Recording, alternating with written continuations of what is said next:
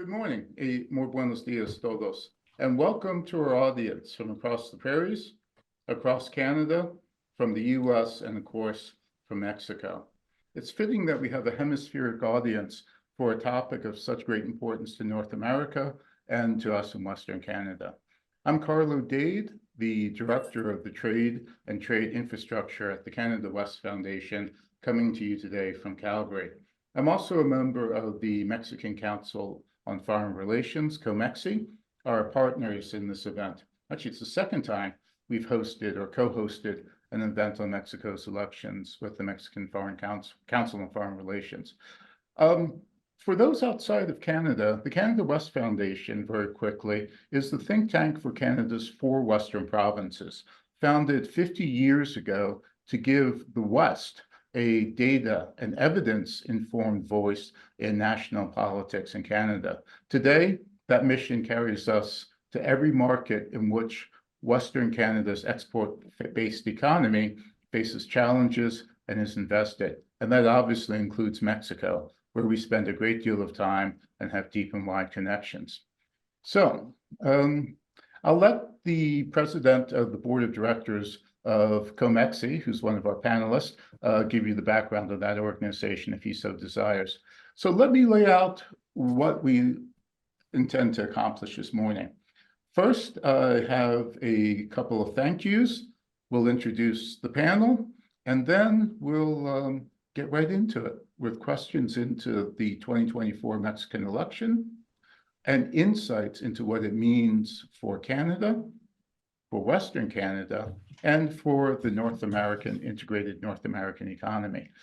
As a note, our panelists have the ability to provide really significant practical insights, things that we can use for those invested in Mexico, working in Mexico, those invested in the US, working in the US. But what we intend to do today is to provide not just those insights, but the background to be able to understand and use those insights. So before we get started, let me thank our sponsors today. It may seem strange that a Calgary-based organization has sponsors from Winnipeg, but indeed, as I mentioned, we are the think tank for the 4 Western provinces, and we really do have Winnipeg to thank for this event. When I was deciding whether or not to try and do the event, I was in Winnipeg, and talking with stakeholders in Winnipeg, the overwhelmingly enthusiastic response and the, Carlo, you've got to do this, sort of response I got is part of the reason why we're here today. So let me thank Centerport Canada and Economic Development Winnipeg, or Yes Winnipeg, for their generous support for this event. You know, you think of Winnipeg, you're really talking about the northern terminus for the North American superhighway, the center of the continent in many ways, and they've had some of the deepest and ongoing commitment to the relationship with Mexico, certainly in the prairies. So we thank them for their support. Now let's get to our panelists. You've had their bio in the invitation that you received or that you accepted to join the event, and it's also on the website. But Pierre Larry is Canada's most recent former ambassador to Mexico. In other words, the person who handed over the job to the current ambassador, Graham Clark. Hopefully Graham's listening. Good morning, Graham, if you are.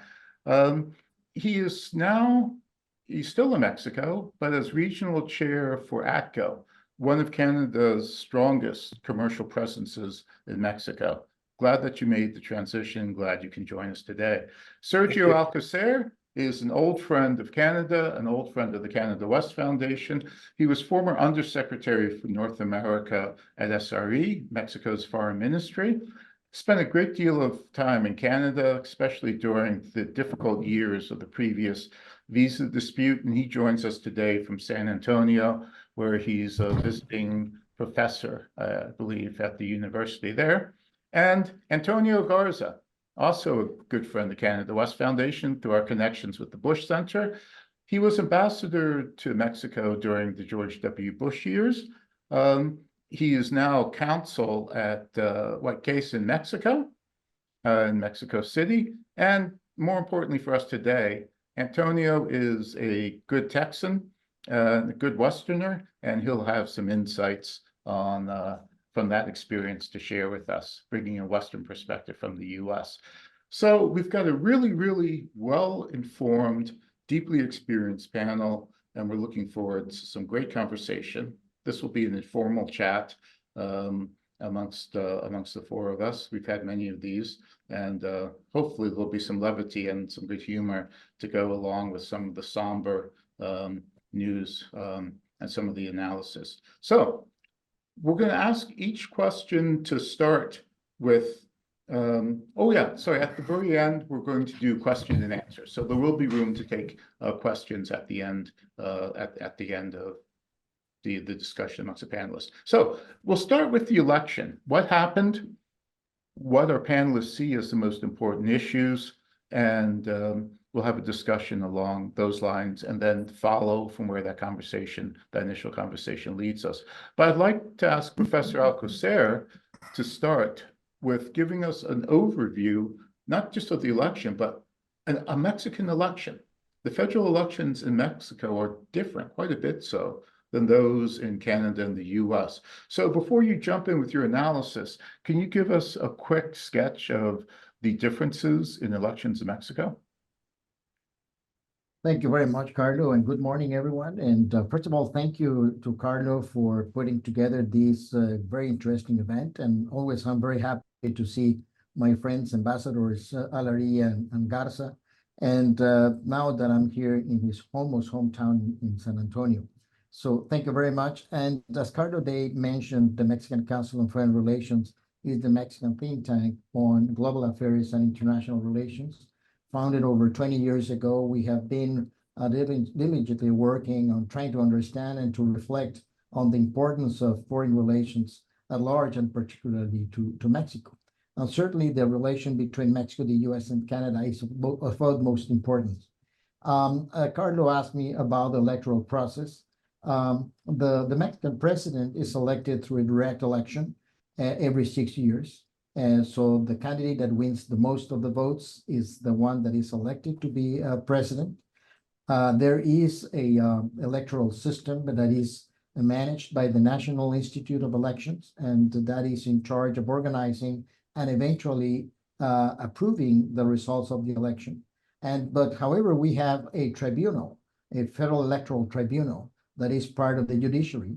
And this is the one that finally checks all the numbers. And if there is any resource against one of the candidates, it eventually decides who the candidate or the winner is. And so this tribunal eventually is the one that actually holds or leads the final results to be approved. In terms of the legislative branch, we have two chambers, the Senate and the Chamber of Deputies. In case of the Senate, we have 128 senators. Half of them are elected directly, 2 for each state. We have 32 states, so that means 64 of the senators are elected directly. 32 other senators are elected to be the largest minority. And so that means the second place is the one that goes in to be the senator. And then the remainder 32 are elected from a relative majority or a proportional majority, depending on the votes that the different parties get in 5 different areas in which the country is divided into. In terms of the Chamber of Deputies, we have 500 deputies. 300 of them are elected directly, each from one district. So the country is divided into 300 electoral districts. One of each of these districts get one of deputy, so there are 300. The remainder 200 are elected via against a relative majority or proportionally in terms of the votes in these 5 large jurisdictions.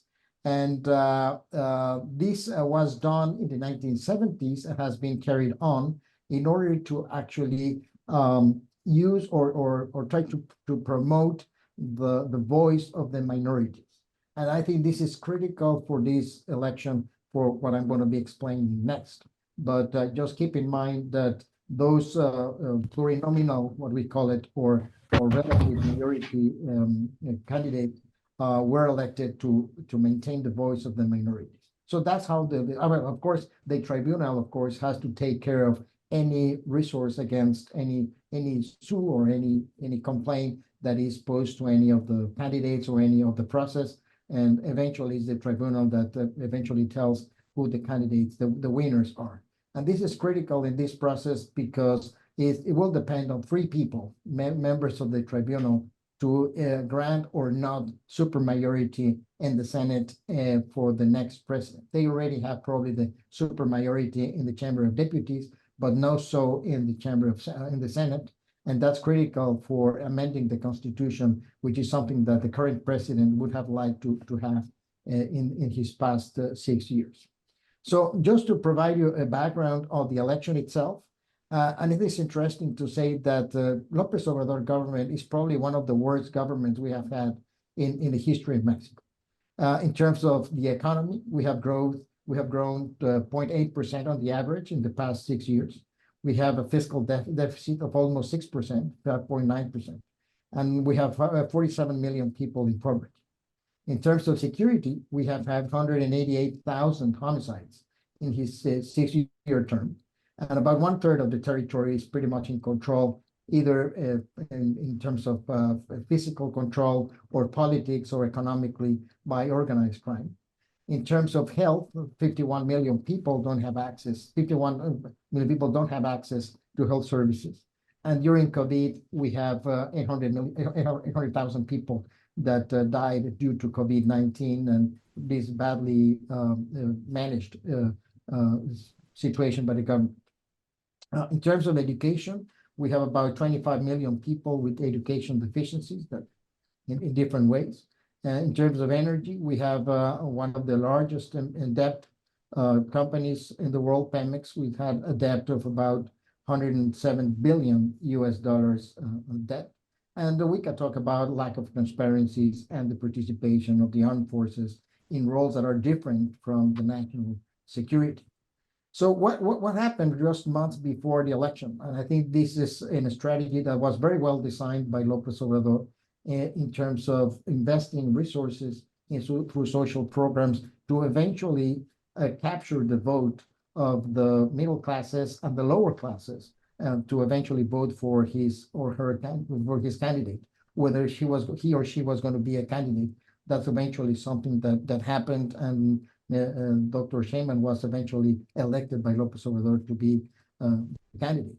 So there was a personal participation in the process by López Obrador, violating the laws. There was a legal promotion, vote promotion by government employees prior to the election. So in that sense, you could say that was a state election. The social programs that were put into place by López Obrador had been used as a source for convincing people to actually vote for the government. And all polls, pretty much all polls, suggested that Claudia Sheinbaum will win. And there were several polls that actually suggested that she would win with the difference that eventually came out to be. During the election, we have a very low participation compared to a participation in previous elections.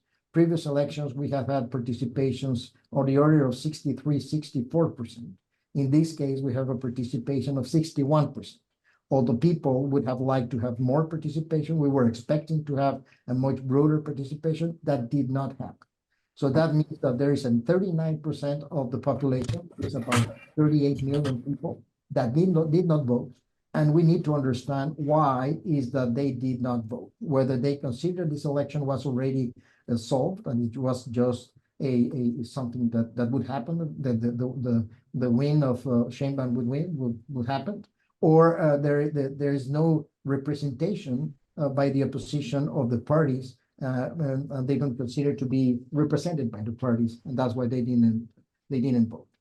Claudia Sheinbaum won in all states out of the 32 in 31, except one in the middle of the country in Aguascalientes, a small country, a small state, and he got 62% of the male votes and 56% of the female, so that you can tell that there was a broader representation voting for Sheinbaum. There were the youth, the middle classes, the lower classes, even though the middle classes and lower classes don't talk, they don't have many things in common, but both of those voted for Sheinbaum.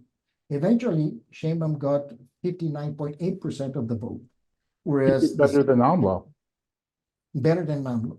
Xochitl Galvez, which is the opposition, the main opposition candidate from the central and right-wing parties, she got to 27.5%, which is less than half of Sheinbaum's vote. And then there was a third candidate which got 10% of the voting. So now what we have now is a pending decision of the electoral tribunal about the supermajority, and it has to do with the limit that we have in the Constitution to avoid overrepresentation of the parties. And this was designed to avoid any particular party to actually amend the Constitution. So there is a limit of not having more than 300 deputies, for example. And as I said, probably they will have supermajority. The coalition itself, not only Morena, which is the party that Sheinbaum ran for mainly, but there were two other parties that ran with this coalition and together have the supermajority in the Chamber of Deputies. But that's not the case for the Senate, and they are short 2 to 3 senators. And the final word will come from the federal tribunal and the electoral tribunal, and we will see what happens. And this is really consequential because if the supermajority is granted to Sheinbaum and her government, that means that the voice of the minorities will be lost. And you can forget about all other amendments, but there will not be any way that a minority could defend their own rights, whether human rights, civil rights, or whatever, in front of any decision that is being made by the legislation. So the legislative branch. So this is where we are. And I would say that the reasons why Sheinbaum won was on the first hand that there was a lot of adherence to the social programs that López Obrador put in place. And eventually people voted because they have money in their pockets and they thought that they were being taken care by the president. There was a much better campaign run by Sheinbaum compared to the opposition, particularly Xochitl Galvez, which committed several errors, and there was a lack of professionals really running her campaign. And Sheinbaum herself was a better candidate, although she's not very appealing, she's not very charismatic, but she was organized, she was thoughtful, and she was very rigorous in how she ran the campaign as compared to the other candidates that eventually could not convince the middle classes. And I think what we are learning is that we didn't know how the voters in the Mexican election would vote, and now we are learning that people, even though that they were members of the middle class or part of the middle class and upper middle class that you will think that will vote for the opposition, they were convinced that Sheinbaum was a better candidate that Xochitl Galvez or Mr. Alvarez Maínez, who was the third. So that's my take. I've seen her in a few interviews, and what came across to me was competence. She struck me as just someone who knew her files, was able to communicate the points, wasn't charismatic, but certainly was competent. And we'll get some more insights from you. She's actually a colleague of yours at the National Autonomous University, where you run the engineering department, and she was a professor. So I'm sure you have some insights from faculty meetings and other things. Let's move over to Pierre.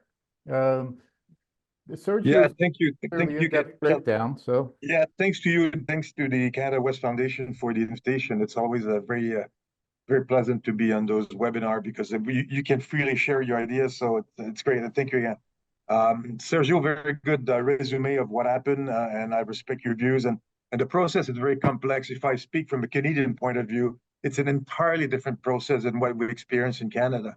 So it's at the beginning, it's a bit of a dry subject. It's hard to understand exactly how the seats the seats are finally ended up counted. But as Sergio mentioned, I would say that the most important thing that will be done this week or in the coming days would be whether or not Morena will have a supermajority in the Senate. If they do, that's going to be a very, very difficult time for the foreign investors. As you see, the peso went down about 9% since the election against the US dollar in the last week. There's a lot of concern by investors about the potential change at the they want basically to change the judicial system and have the judge being elected, like in the United States. In my view, that would be a huge mistake if they do that, an enormous mistake, because running an election needs money, and that would open the door greatly to more corruption, actually, by being forced. And there's a lot of illicit and illegal money in Mexico, as we all know. The cartels are extremely rich, so it could become a buy yourself a judge type of an election. And I'm very, very concerned. I'm personally very concerned by that. And I know my colleague who works for a Canadian company in Mexico also concerned by that. There's already a huge issue about rule of law in Mexico. And I will defer to Antonio, who's a lawyer and works for White and Case there. But for me, it's a major concern. And you can say, well, it would be the same system that the United States.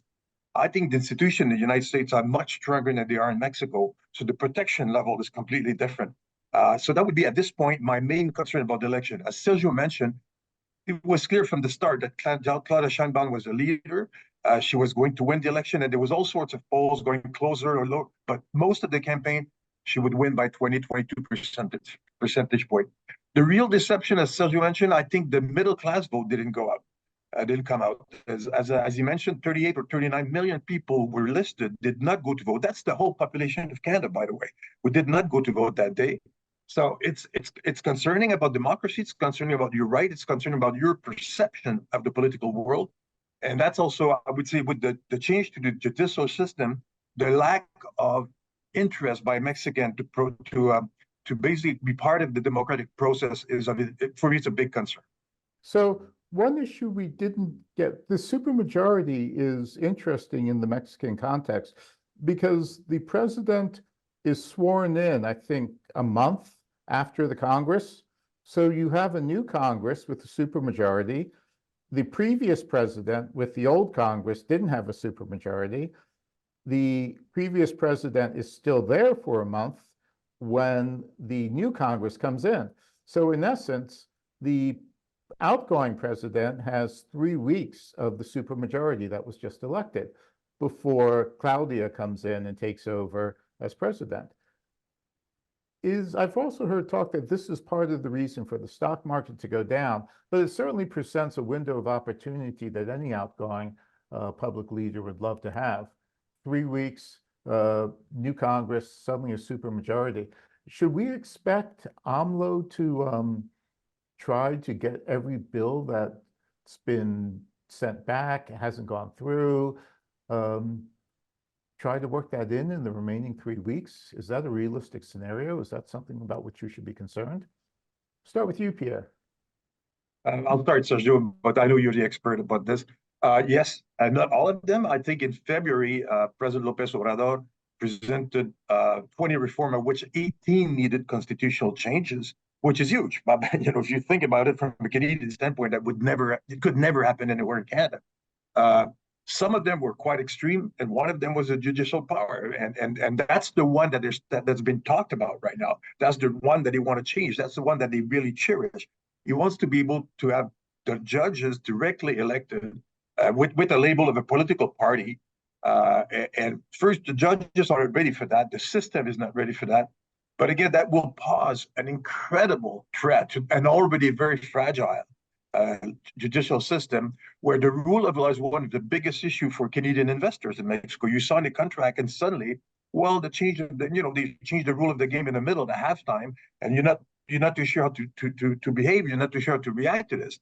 So as you can see, this causes a lot of concern for not only Canadian investors, but a lot of other investors. That's why you saw the peso take a major dip this week, and the stock market being a bit unstable. Oh, Anthony's back, so we'll stop talking and we'll try to get him online.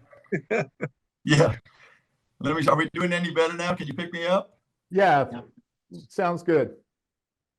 Okay. Well, Carla, I don't know how many times you've heard me thank you now, because I did it a couple of times. I'm not sure if we had a good connection, but appreciate you and the Canada West Foundation, and having spent some time in Calgary, and 20 years ago, foolish enough to be in Fort McMurray in October. I'm generally familiar with the area, but let me, I appreciate Sergio's assessment, and I recognize that Mexico faces some very profound societal challenges, whether it be inequality and poverty, insecurity to be sure, and concerns about directionally Morena. But at the same time, earlier this week, and I think it's important, I was visiting with a mentor of mine, and he made the comment that analysis too closely in the wake of an election tends to have a breathless kind of horse race quality to it. And his takeaway for me was, it takes a certain amount of conviction to bet on Mexico. It would take a fool to bet against Mexico. And I think in a very real sense, the base case is unchanged. If you look at the level of North American economic integration, and we're talking about investment and trade today, both Canada and Mexico, and in conjunction with the U.S., each have nearly $800 billion worth of trade annually. So there's a profound level of integration that's very real. Secondly, if you look at the geopolitical unrest around the world, whether it be Ukraine or the Middle East, and the impact on supply chains and the rewiring of kind of globalization, or climate for that matter, as it impacts the Canal of Panama, you recognize that the base case for North America is intact. And I don't see the specter of China changing profoundly anytime soon. So when we're talking about, and historically for the last 20 years, the peso has moved about 10% coming into election and coming out of it, and generally returns to something near where it was, although I think it'll stabilize a bit higher than the super peso, generally in about 3 months. So when we're looking at concerns about the incoming administration, I think we're largely looking at the opportunity costs of policy that is not forward-looking enough in terms of Mexico's growth and Mexico's further integration with North America. And so, concerns about what September will bring and the impact on the judiciary, electoral, these sorts of things, I think ultimately we'll muddle through, and we'll see impacts that will have opportunity costs, but will not profoundly alter the base case for North American integration. So I don't know where Pierre was headed, but I did catch Sergio, and that's generally my observation as to where we are now. So you're not bullish, at least I would cautious. agree, Anthony. I would agree, but I do understand the concern. I think I froze again. Okay, I'm sorry. I believe that, as you said, the base case exists for North America. I think North America is probably one of the best, if not the best, trade platform in the world. And bar none, you can talk about all sorts of other free trade agreement, but this is a very efficient organization. Basically my advice to people who called me since June 2nd is wait and see and open a dialogue. Let's not panic. I agree with exactly what you said, Antonio. So let's wait and see. I mean, there's always a lot of excitement after an election in Mexico. Claudia Sheinbaum will announce her cabinet next week. She said that yesterday. It will give us a very good first signal of what's coming. The people will compose her cabinet, will give us a signal. It may bring a bit of relief to the markets. So again, wait and see and open the dialogue. I mean, these people are intelligent people. It's not like you're dealing with dumb people. They're not. They're really intelligent, and a lot of them are very well prepared to be part of the cabinet.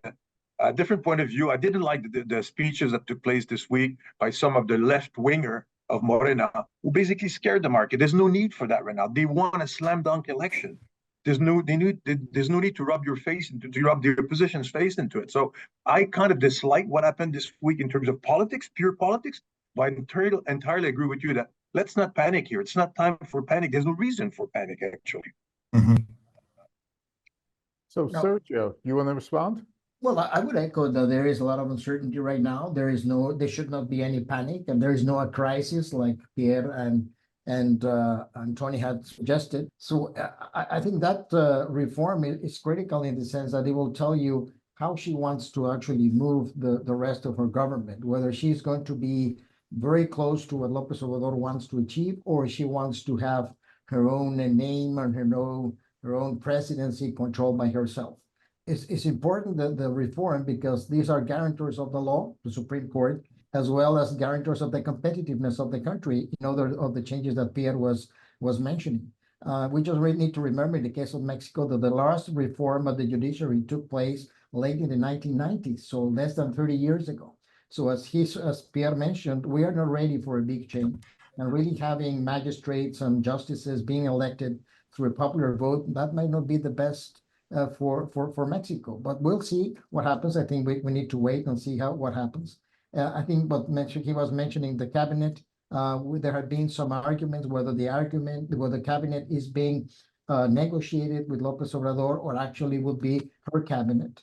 And I think that's also very important to see whether she will be able to manage. And typically what happens, a president that comes into office, he or she had decided who his cabinet was, and that was very important signal of his power. In this case, she has all the marbles on her side. How worried should you be? We've seen trouble with electricity.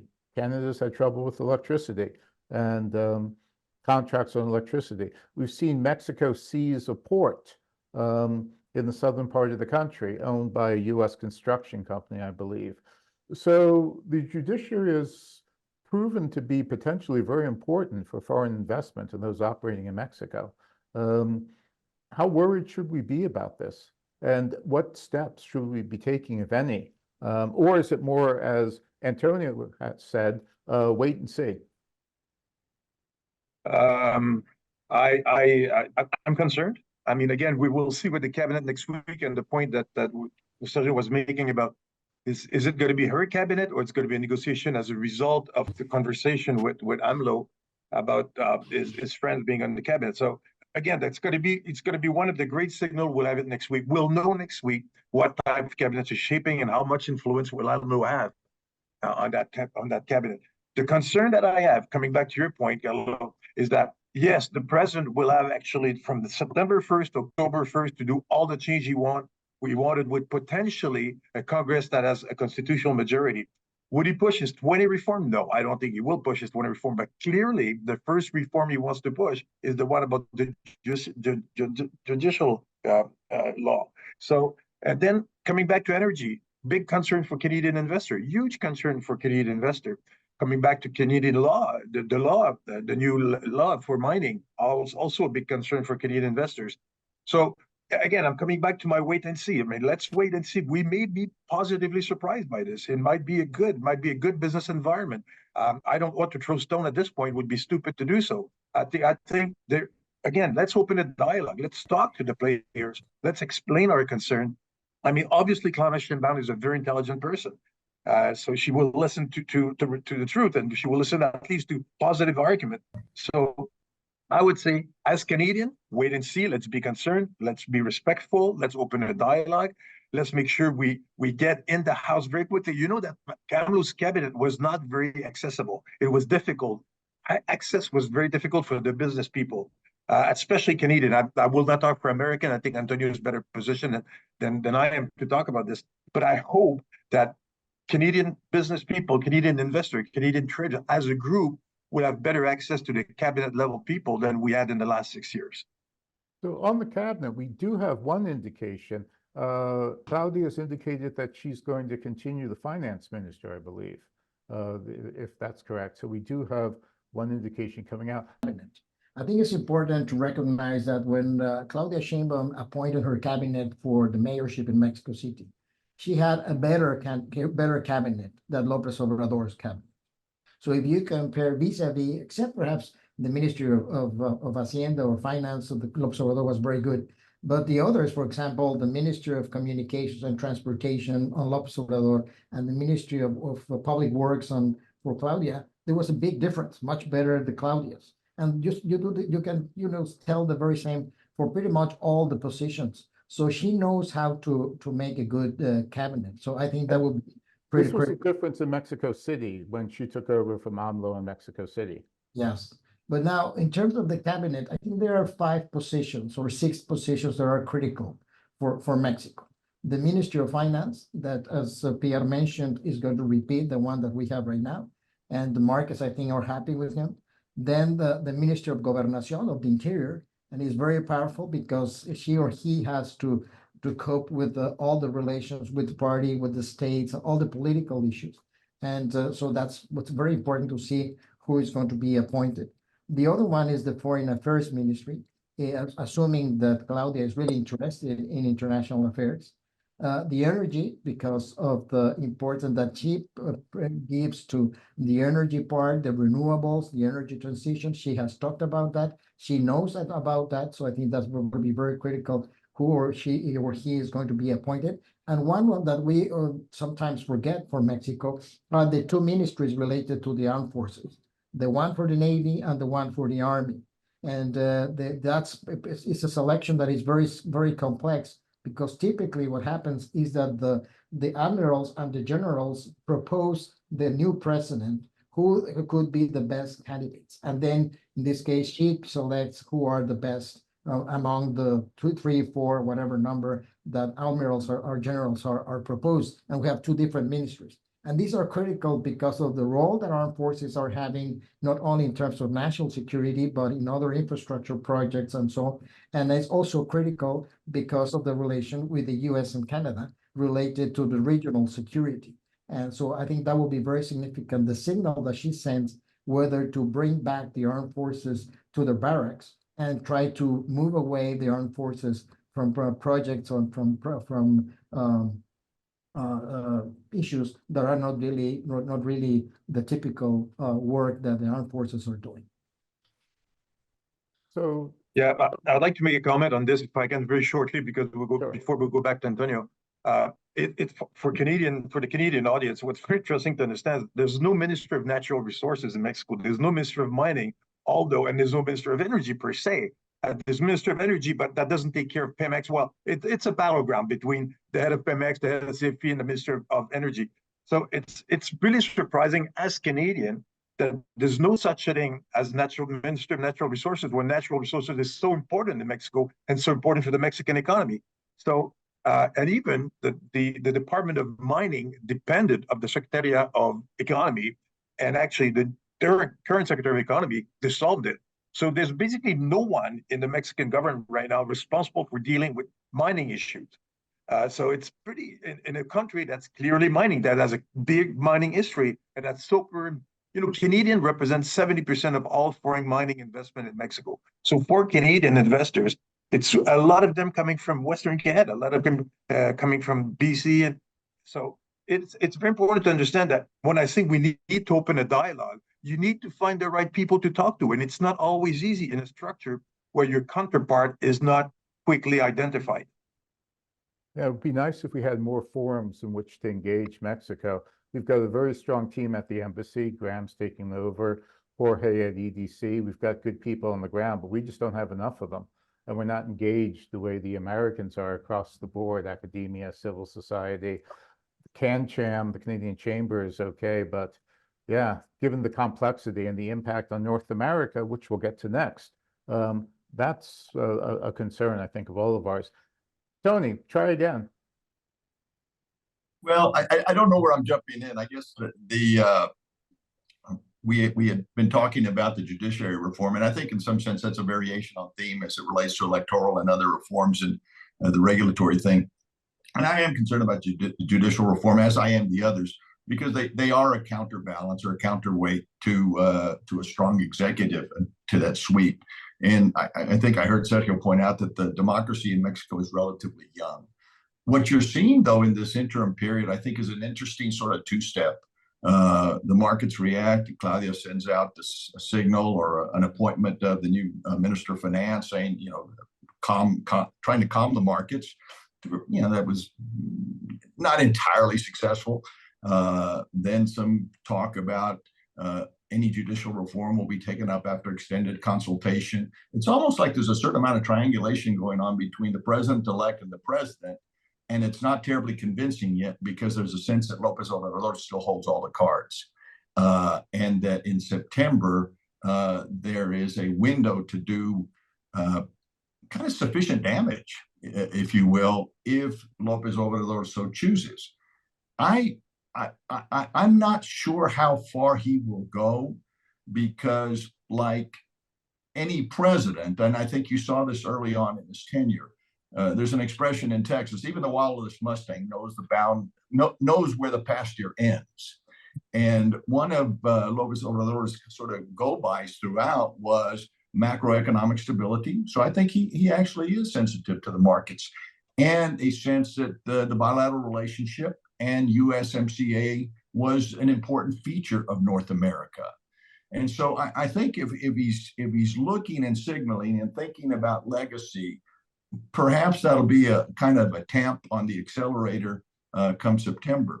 And I think that's important for Claudia, because for President-elect Sheinbaum, I don't want to sound too familiar, because as she comes into office, she's going to quickly realize that this mandate is not necessarily hers. It's López Obrador's and Morena. And unlike the sort of institutional party of old, people point to the PRI and their 70 years of dominance and this sort of thing and saying Morena's kind of turned into that. No, they haven't. Within the PRI, there were some weights and balances that managed to sort of do, within the PRI, you moved from everything from nationalization of energy in 38 to the 60s period of leftist sort of movement, to De La Madrid and Mexico's inclusion in WTO, to Salinas and NAFTA, to Cedillo and electoral openness. And so you had balances within the OPRI that you don't currently have within Morena. So the balances are going to have to come from that tension between the president-elect and the president right now. And then I think it's going to be very interesting to see what faction within Morena has the strong hand. And I think the president-elect, we're going to get a real sense of her political skills pretty early on, because I don't think that she necessarily should look to govern with Morena numbers. I think she should find her constituency within Morena and try to graft onto that a certain amount of the opposition. And I think that'll give you the opportunity for a bit more kind of pragmatic, if not market-based, because I have no illusion that the president-elect will move that far, but at least market-sensitive policy that would be good for the country. Wow, that's fascinating. But with the time left, I do want to get in a couple of questions. Let's do a pivot towards North America. We know that we have the review of the North American Trade Agreement coming up 2 summers from now, July 2026. We know that we'll have a new U.S. administration in place. We may have change in Canada by then as well. What should we expect from President-elect Sheinbaum and the Morena supermajority, potentially, in terms of engagement in North America? We know that AMLO, few things he disliked more than getting on a plane to fly someplace. Claudia's different. She's an internationalist. She studied in the U.S. She worked at the UN. She's traveled. What can we expect in terms of substance and style from the new president and the new supermajority in terms of engagement in North America? So let's start with Tony, since we have you online and Sky. Let's keep the connection. Well, I think you're right. López Obrador did not appear entirely engaged outside the country. And I think that's fair to say. That's probably an understatement. He was not engaged at all. But he had, particularly as it relates to the U.S., because of the focus on immigration in these last couple of administrations, he had essentially outside leverage in terms of his ability to stem the flow of undocumented movements up through Central America and through to the southern border of the United States. And he used that leverage, I think, very effectively, essentially to stiff arm the expression of any real concerns from the United States on a broad range of issues: investment, human rights, democracy initiatives, anti-corruption, working with the civil society in Mexico. So I think there was that stiff arm. I don't think that you'll see quite the same stiff arm. I think Mexico still has a great degree, amount of leverage on immigration issues. I say leverage, but really what I would prefer to say, and this won't surprise Sergio as a former undersecretary and former ambassador, I would prefer to see deep coordination and cooperation around the immigration issue. And to me, that means more comprehensive reform in the United States, as opposed to having our president try to do through executive order what should be done legislatively in the United States. I think were we to see a Sheinbaum-Biden sort of relationship, I think it would be very institutional. I think they would broaden the agenda. I think that would ultimately be healthy. I have no illusions that there would be necessarily alignment on some of the, the bigger issues around, let's say, energy. But I think that there would at least be forums for dialogue. Were it to be a Trump-Sheinbaum, I'm less optimistic. I think there will be more background noise. Perhaps you'd get to the same ends. I mean, when we look back at the negotiation of USMCA with Lopez Obrador and former president of the United States, the 45th president, nobody would have thought these two people were necessarily free traders by any stretch of the imagination. Yet they got to a USMCA agreement along with the Canadian. I think really a lot of Canadian leadership is what made that happen. Because their larger sense of what was necessary was there. I've often said when you look at Lopez Obrador and Trump, you could criticize the two for not being free traders, but we ought to applaud the fact that they got to an agreement at all. So I think you'd have obviously a lot more background noise, but ultimately I think you get generally to some of the same ends. But I don't think it would be necessarily a as healthy a relationship. And if Trump comes back, you've got the female president and someone best described as a misogynist in the White House. That's going to be interesting. The relations with Angela Merkel were never good, and difficulties because of that. But Carlo, I stopped short of saying that, but it was in the back of my mind as well. But I did stop short of saying that. I'm not a former ambassador. I had no diplomatic training. I can say things like that. Pierre. Yeah, I agree with what Antonio said, and I think, as you said, we may have an election by then in Canada. Also, I mean, it remains to be seen. Even though technically it should be in the fall 2025. But I was in Ottawa last week, and I went to see some of my friends, and basically I laid it very clearly to them: we need to get prepared as Canadians now for the sunset clause. We need to start talking. And again, I go back to the word dialogue. Let's start to establish what's important for Canada, that negotiation. There will be demands from Mexico. There will be demands from the United States. We need to be prepared to open the dialogue at that level. Maybe what the concession we made in dairy will not be sufficient. Maybe they will. We have demands also about how they're going to work out the energy environment in Mexico. Not only the laws, but I mean, who will have access? How will we have access to investment? How will the USMCA become a counterpart of the lack of opposition in Mexico? Is it true? Is it realistic to think about this? Maybe from a trade standpoint it is, but certainly not from a political standpoint.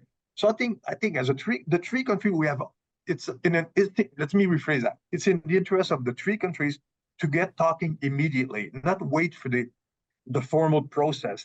Let's start to establish group. And I would certainly ask the people from the private sector who listen to us today, be involved. I mean, the Mexicans have a beautiful way to do it. They bring the private sector to these negotiations. In Canada, we tend to separate the public service from the private sector, although there's a very good communication.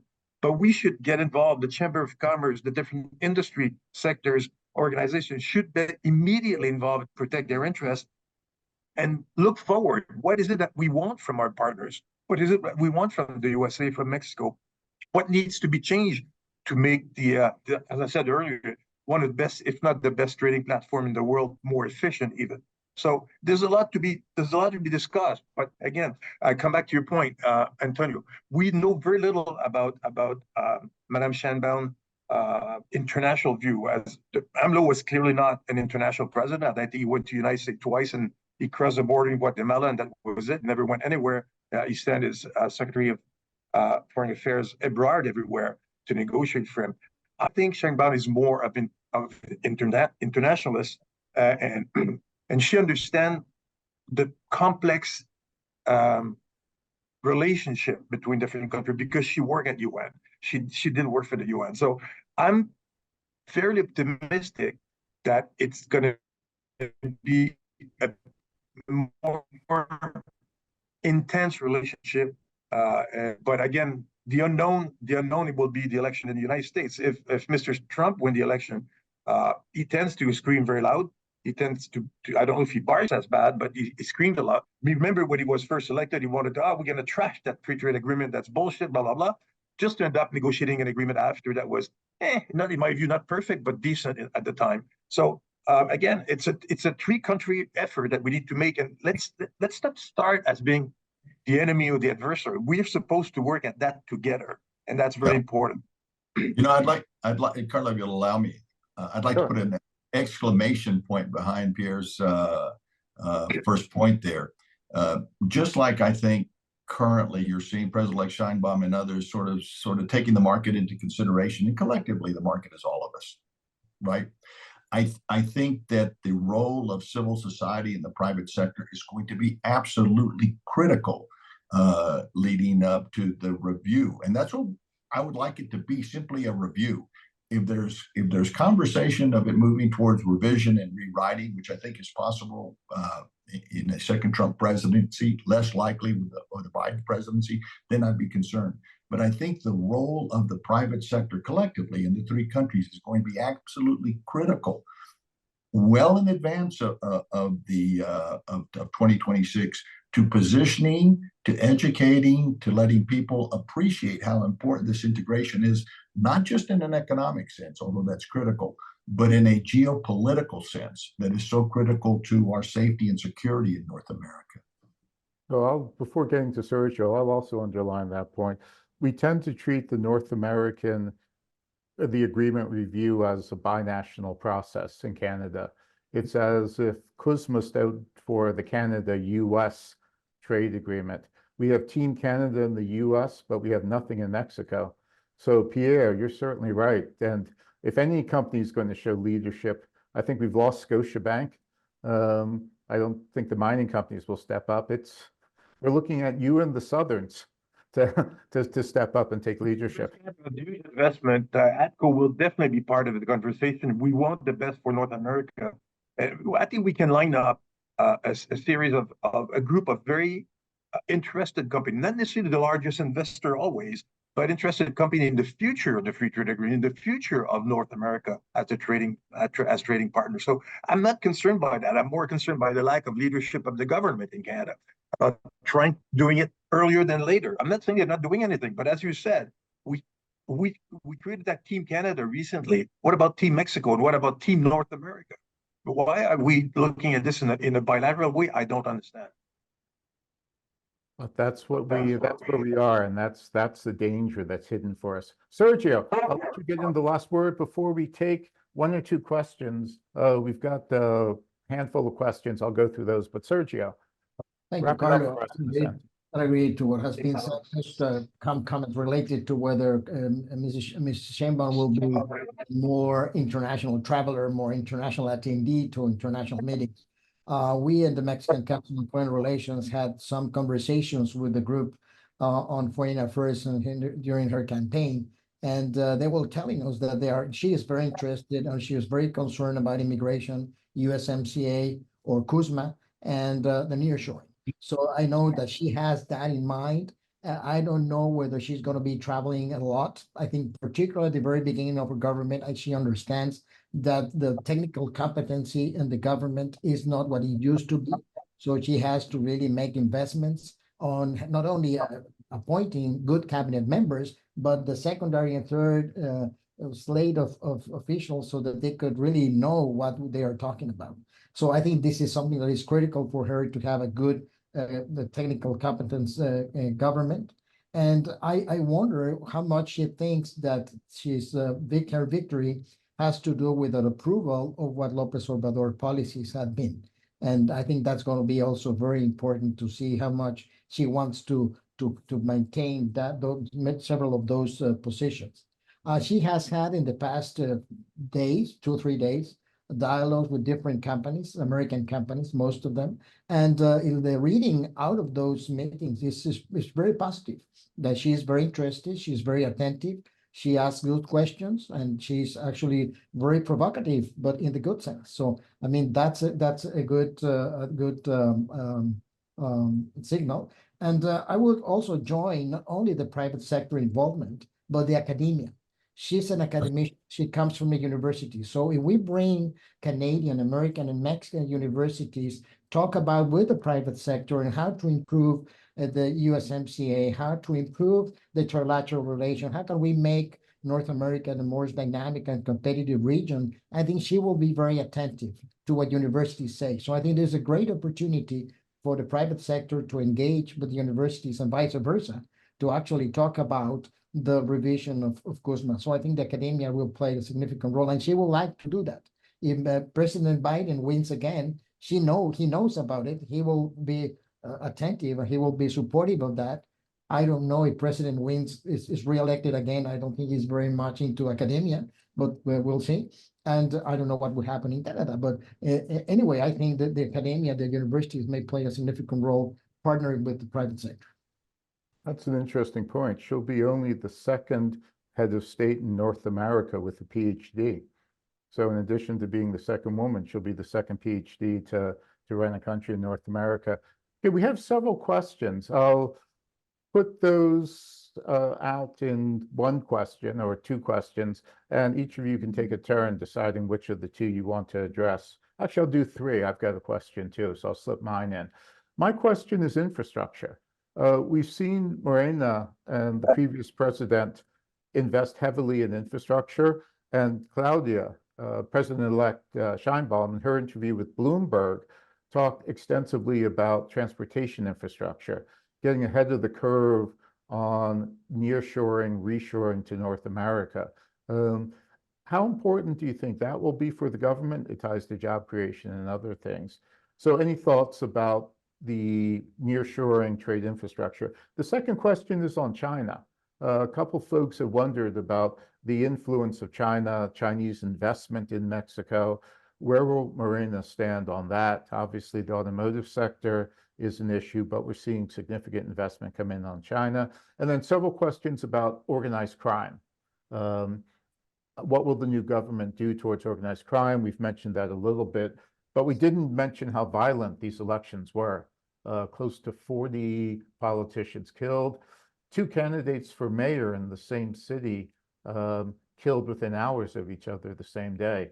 So any one of those three, infrastructure, China, or getting a handle on organized crime, we'll go Tony, Pierre, and then Sergio to close us out again.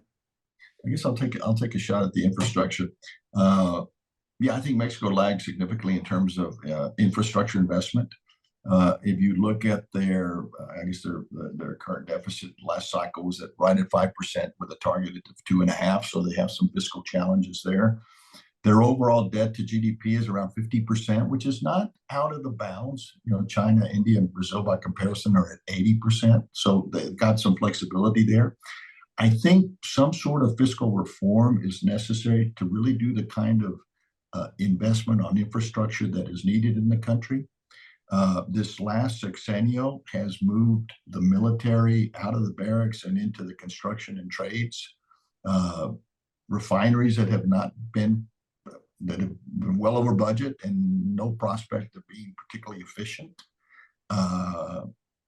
The train in the south, which some would argue has done significant environmental and archaeological damage.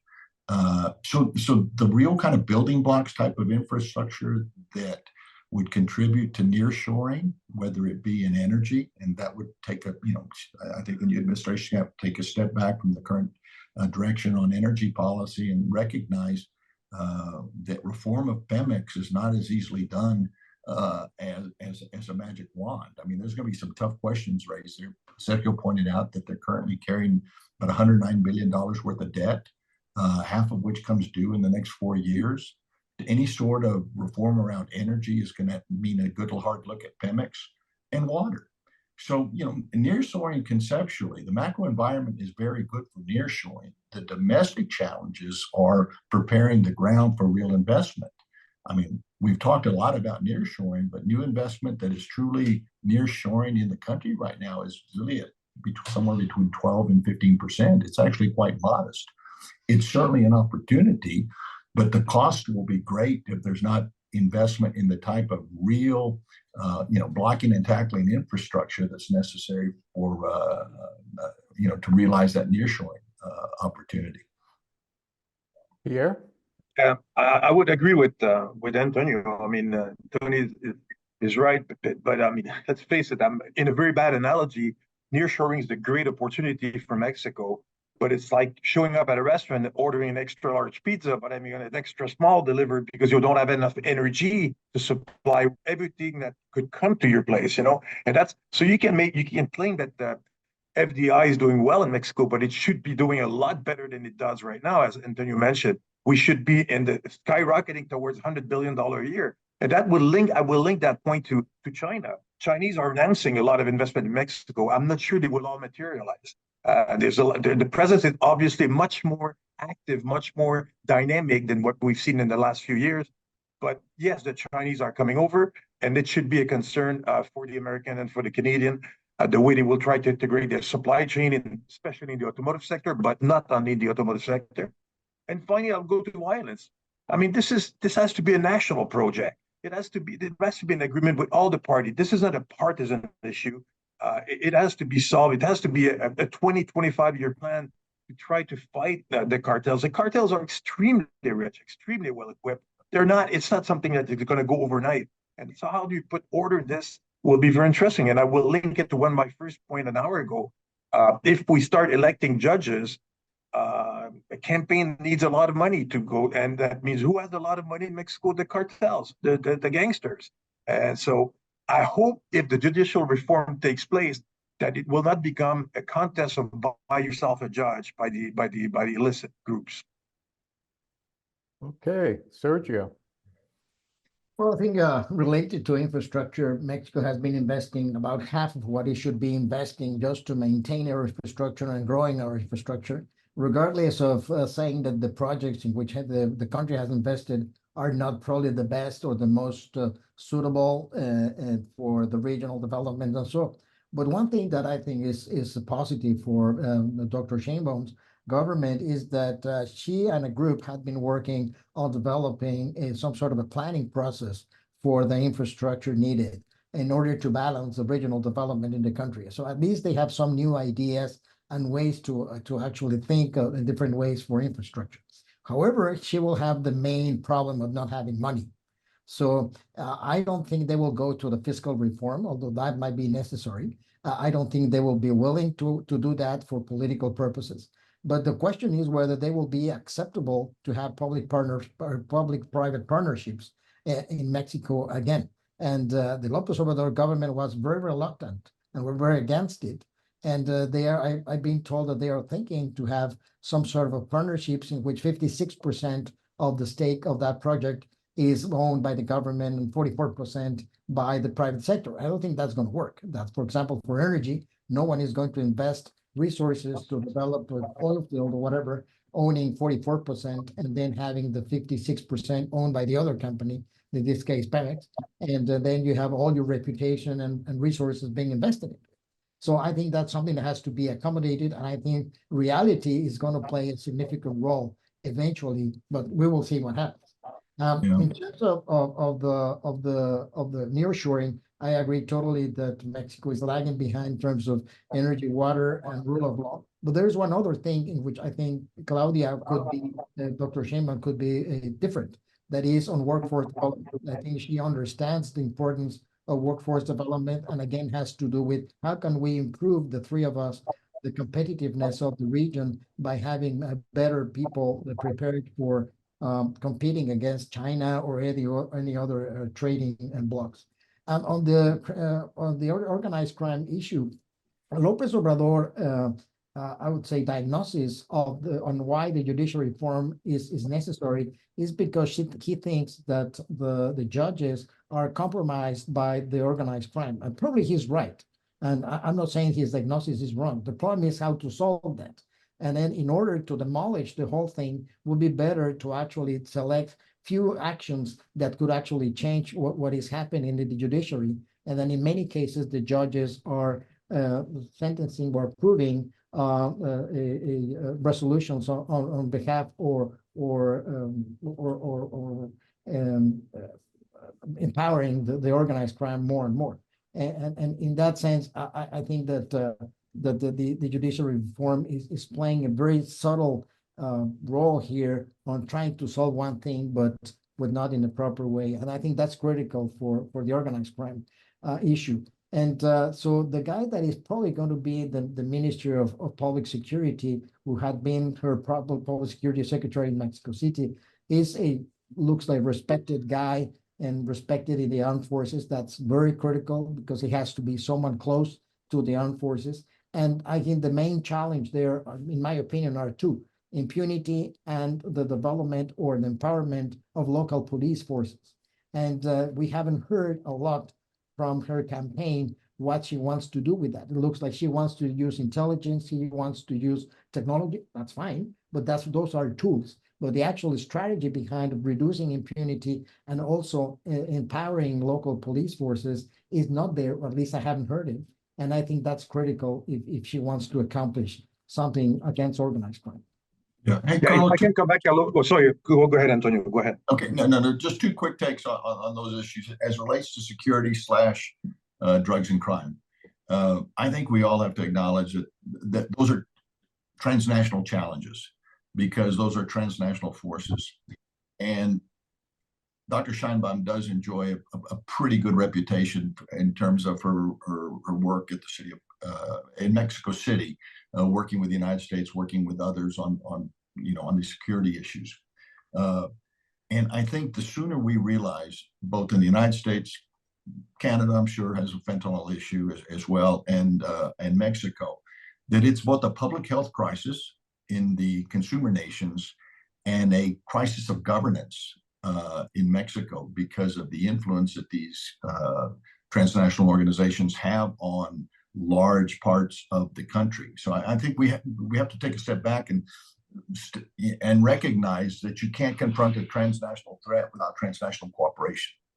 Secondly, as it relates to China, one of the concerns I have about this increasing sort of conversation around Chinese investment in Mexico is that's completely fine to the extent that it is not used as a workaround the USMCA and as a platform for things that were not contemplated under the trade agreement.